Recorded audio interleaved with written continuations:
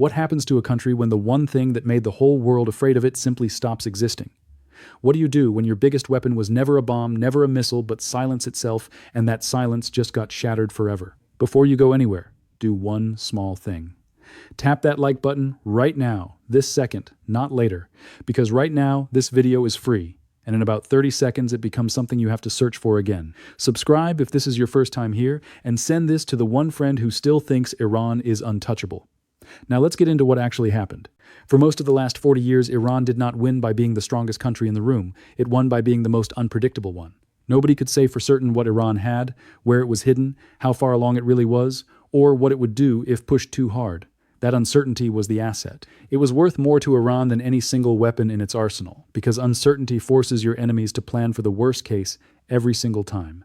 It makes them cautious. It makes them hesitate. It buys you decades of breathing room without ever firing a shot. Think about how that actually worked in practice. Israel had to assume Iran's nuclear program was further along than confirmed, so it built its entire defense strategy around that fear. The United States had to assume Iranian proxies could strike at any moment, so it kept ships in the Gulf and soldiers on alert for years without a clear endpoint. Gulf states had to assume Iran could close the Strait of Hormuz on a bad day, so they never fully relaxed their own defenses either. None of that required Iran to actually use its weapons. It only required the world to believe Iran might. That belief was the real currency. And currencies like that only work as long as nobody calls your bluff and actually looks inside the vault. In 2025, the world looked inside the vault. And in early 2026, it looked again, deeper and longer this time. What came out of that was not just damaged buildings and destroyed equipment. What came out was information. Real, detailed, hard to erase information about what Iran actually had, where it was actually hidden, and how far its program had actually progressed. For the first time in decades, the fog around Iran started clearing in a way that cannot simply be put back. Here is why that matters more than almost anything else in this story. A weapon you can point at your enemy is powerful, but a secret you keep from your enemy is often more powerful still, because it multiplies in their imagination. The moment that secret becomes public knowledge, verified by satellites, confirmed by strikes, admitted to by Iranian officials themselves under the pressure of the moment, the multiplier disappears. What is left is just the actual number, whatever that number turns out to be.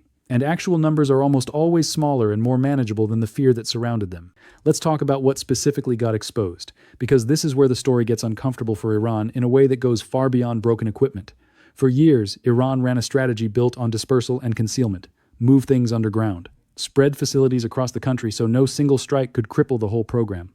Bury the most sensitive work under mountains that were assumed to be too deep for any bomb to reach. That strategy depended entirely on one condition holding true: that outside powers did not have precise enough intelligence to find and hit those specific locations. That condition no longer holds.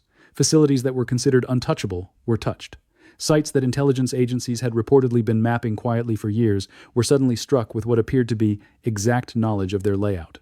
That is not just a military failure. That is proof that the concealment itself had already failed long before the first bomb ever dropped. Somewhere along the way, through spies, through satellites, through defectors, through years of patient intelligence work nobody publicly saw, Iran's hiding places stopped being hidden. The strikes were simply the moment the world found out that the secret was already gone. Once a country knows you no longer have real secrets left to protect you, everything changes. Deterrence stops working the way it used to. A rival does not fear what it cannot map anymore, because now it can map almost everything. And a country that built its entire regional strategy around being difficult to fully understand suddenly finds itself being understood in painful, specific detail. Now here is a quick pause, because this next part deserves your full attention. If you are the kind of person who actually wants to understand why the world works the way it does, instead of just scrolling past headlines, drop a single word in the comments right now. Just type "watching," so I know you are still here and paying attention. It genuinely helps this channel more than you would guess, and I promise the next part is worth staying for.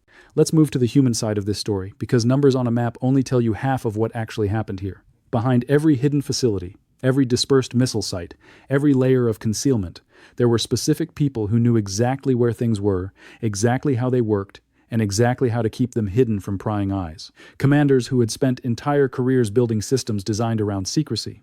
Scientists who understood not just the theory behind their work, but the practical, hard-won details that only come from years of quiet experience.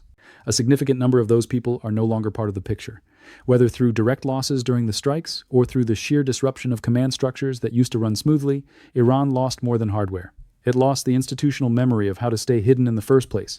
That knowledge does not transfer easily to a new generation. You cannot teach concealment from a manual the same way you teach it from decades of trial and error, adjustment, and hard experience.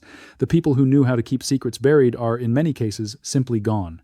And the people replacing them are learning in a world where satellites already know roughly where to look. This creates a brutal kind of trap for Iran going forward. Rebuilding any hidden capability now requires operating under a level of scrutiny that never existed before at this intensity. Every truck, every new structure, every unusual pattern of movement is being watched more closely than at almost any point in the country's modern history. Intelligence agencies that spent years building their picture of Iran's networks are not going to stop watching now, right when their work has just been proven so effective. If anything, the incentive to keep watching closely has only gotten stronger, because everyone involved just saw exactly how valuable that intelligence turned out to be. So, even if Iran tries to rebuild its old strategy of quiet, dispersed, hidden capability, it is trying to do so in a completely different environment than the one where that strategy originally worked. The advantage of secrecy does not come back just because some time has passed. It has to be rebuilt from zero, against opponents who are now actively looking for exactly the kind of activity that secrecy would require. That is an enormously harder task than simply replacing broken equipment. There is another layer to this that rarely gets enough attention, and it has to do with trust, both inside Iran's own system and among the countries that used to quietly support it from a distance. For years, certain foreign suppliers and partners were willing to work with Iran in the gray areas of international rules, providing components, technology, and expertise despite sanctions. Because the risk of getting caught felt manageable, and the potential exposure felt limited. That calculation depended on operations staying relatively quiet and unconfirmed. Now that so much of Iran's network has been exposed publicly, with international attention locked onto every detail, those same partners have to ask themselves a much harder question. Is it still worth the risk to work with a country whose programs are now under this level of open scrutiny?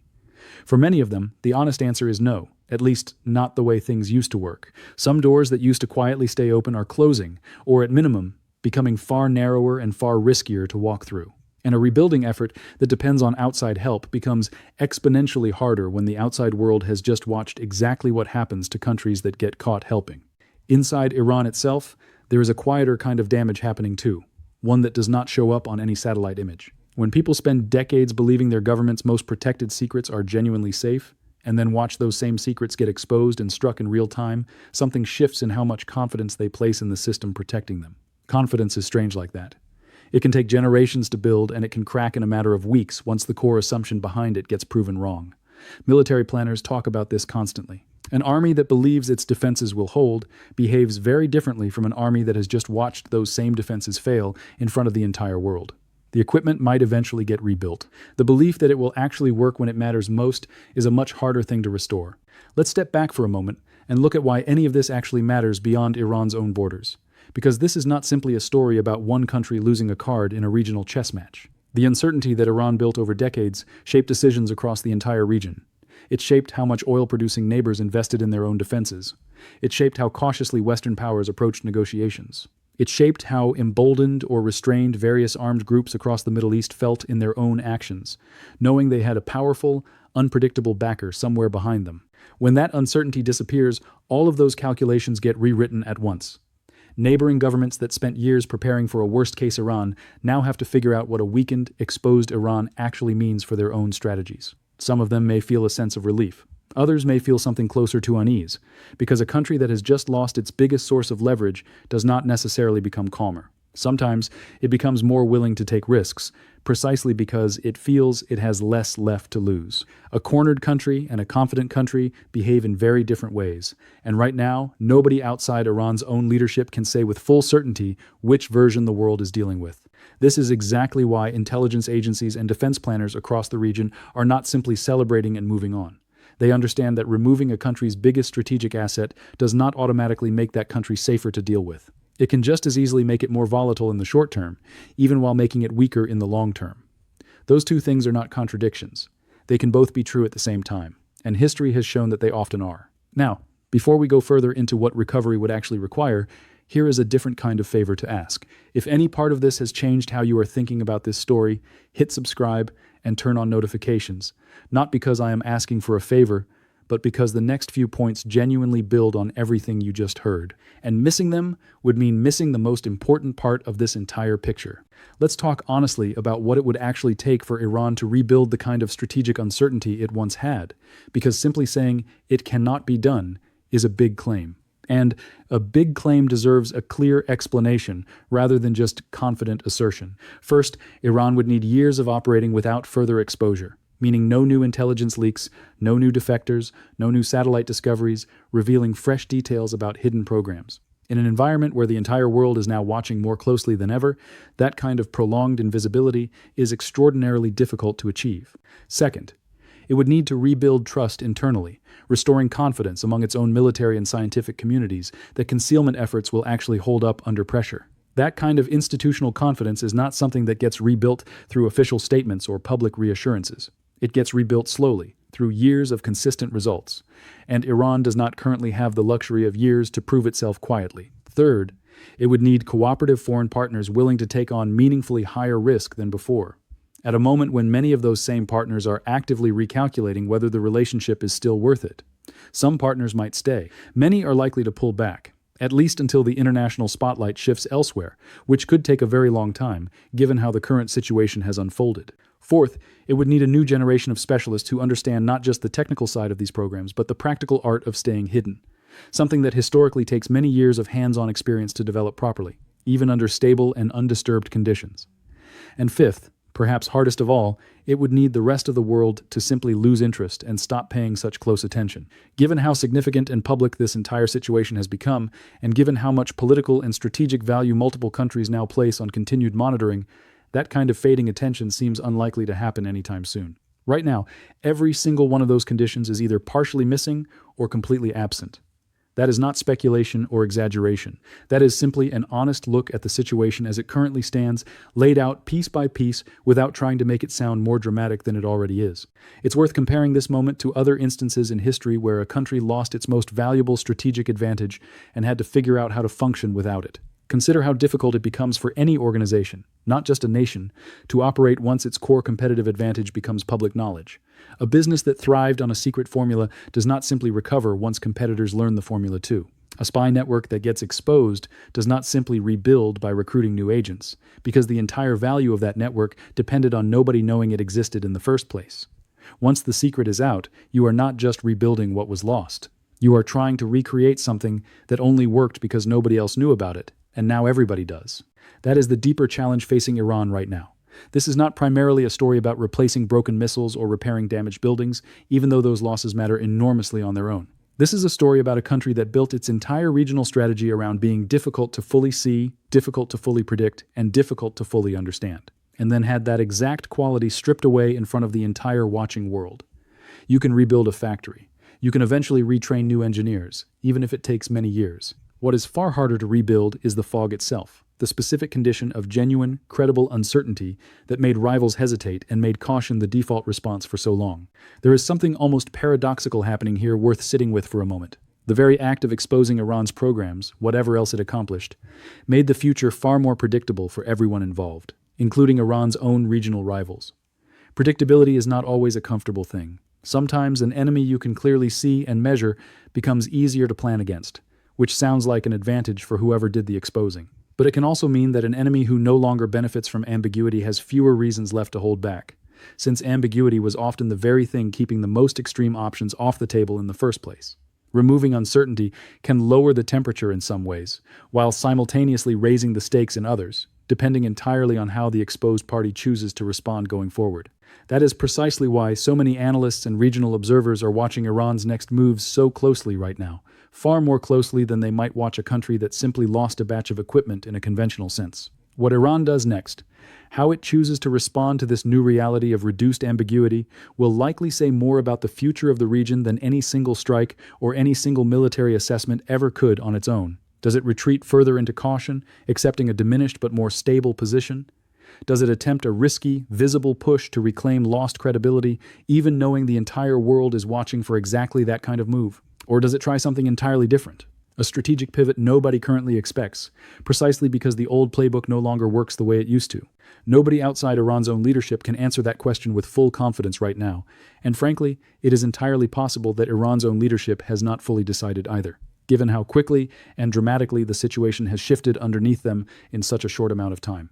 What we can say with real confidence is this: the Iran that exists today is operating in a fundamentally different strategic environment than the one it operated in for most of the last 4 decades.